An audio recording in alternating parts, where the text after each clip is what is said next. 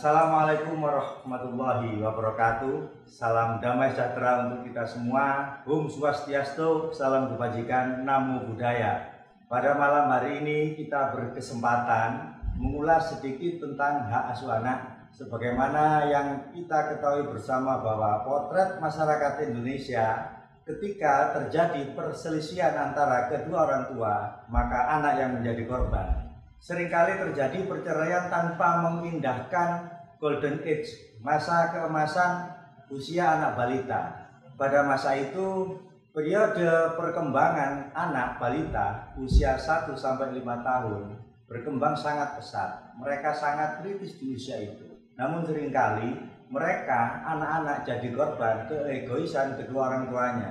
Kita sering menjumpai dalam setiap perjalanan persidangan di pengadilan agama maupun pengadilan negeri, ketika ada suami istri yang memutuskan untuk bercerai, maka anak yang paling dirugikan.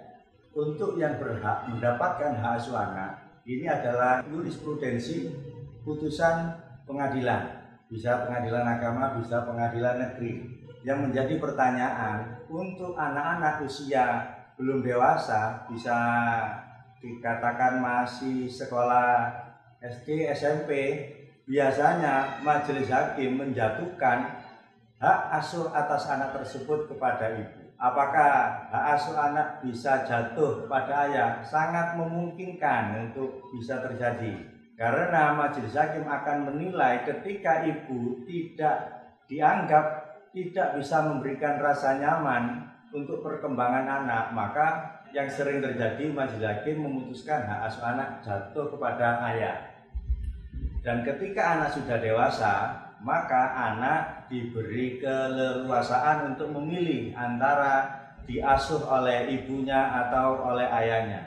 Dalam hal penelantaran anak bisa dikategorikan tindakan pidana apabila kedua orang tua setelah bercerai dan tidak ada tanggung jawab untuk mengurusi anak-anaknya, bisa dipidanakan. Hal ini tertuang dalam Undang-Undang Perkawinan Nomor 1 Tahun 1974, juga tertuang dalam Undang-Undang Penghapusan Kekerasan dalam Rumah Tangga, termasuk tertuang juga di dalam Undang-Undang Perlindungan Anak.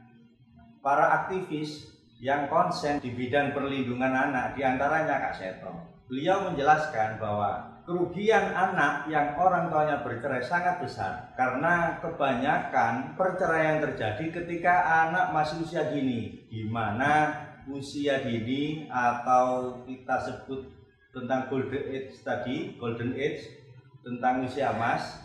Kita tahu bahwa kebanggaan sebuah bangsa ketika generasi penerusnya bisa meneruskan perjuangan para pendahulu. Kita tahu bahwa para pemuda Indonesia seringkali menjuarai Olimpiade Matematika Internasional, Olimpiade Fisika Internasional, bahkan putra bangsa Indonesia bisa menciptakan mobil listrik, kendaraan listrik.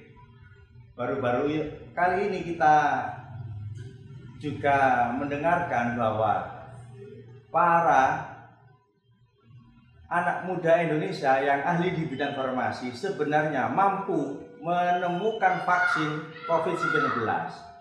Cuman dalam hal ini kurang dipublikasikan. Kita kembali ke Undang-Undang Nomor 1 Tahun 1974 tentang perkawinan.